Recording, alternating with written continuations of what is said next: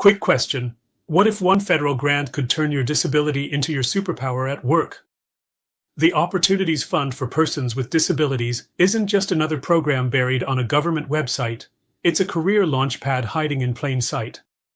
Think paid skills bootcamps, wage subsidies that make employers chase you, and seed cash for that side hustle you've been building. At 2 a.m. tonight, I'm breaking down exactly how to grab a slice of the $110 million pie before the next call for proposals drops.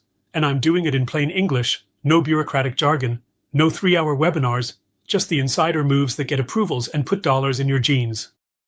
If you're sick of hearing, come back when you have experience and you're ready to flip the script, stick around. Before we dive in, hit that like button so YouTube knows this info matters.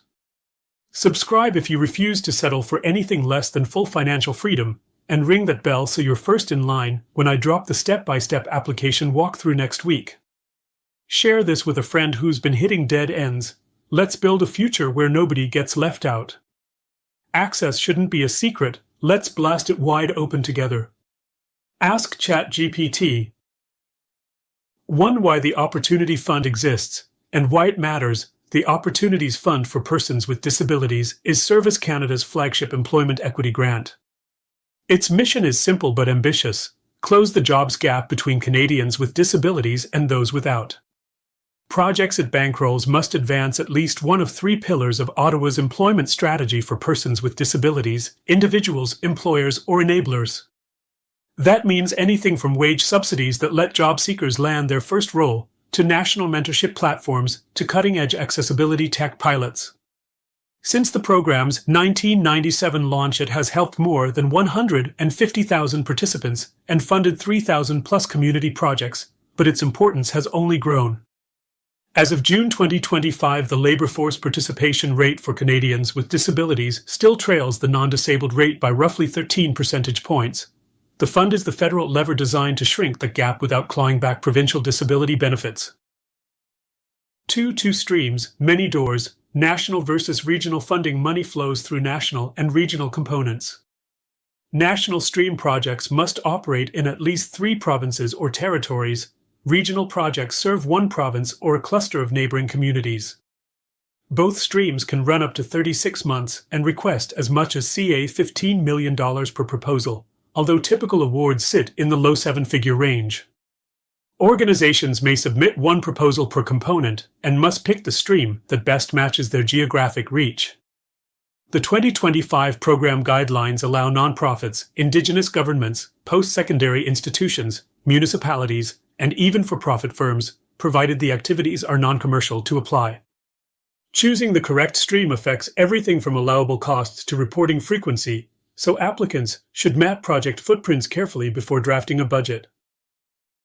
3. Who's eligible and what supports get funded? The fund does not award checks directly to individuals. It finances organizations that, in turn, deliver services to eligible participants. A participant must self-identify as having a permanent physical, mental, sensory, or learning disability that limits daily activities, be legally entitled to work in Canada, and often, though not always, be ineligible for employment insurance-funded programming, a key nuance that makes the fund a backstop for people who fall through EI cracks.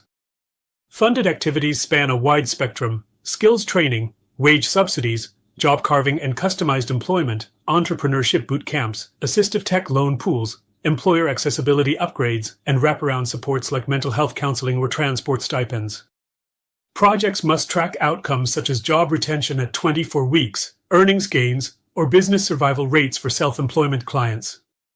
That outcomes focus lets Service Canada compare ROI across very different project models when deciding on renewals. 4. From idea to grant agreement. Navigating the application cycle. Service Canada typically launches a call for proposals, CFP, every 2 to 3 years. The last CFP closed on July 22, 2022, but a new round is expected in late summer 2025, in line with the program's 3-year project window. A CFP stays open about 8 weeks and uses an online portal that locks precisely at 3 p.m. Eastern Time on deadline day. Miss it and you wait another cycle. The application package includes a 25-page form, detailed work plan spreadsheet, risk mitigation matrix, and letters of support. Proposals are scored on 5 weighted criteria: relevance to strategy goals, beneficiary need, project design and AMP, budget, organizational capacity, and measurable outcomes. Shortlisted applicants undergo a due diligence review before moving to a contribution agreement negotiation that can take 60 to 90 days. Successful projects can charge eligible costs dating back to the CFP closing date, so keeping draft budgets ready lets you hit the ground running. 5. Maximizing impact and complementing other supports. Winning the grant is just the starting line. High-performing projects share 3 habits. First, braid funding.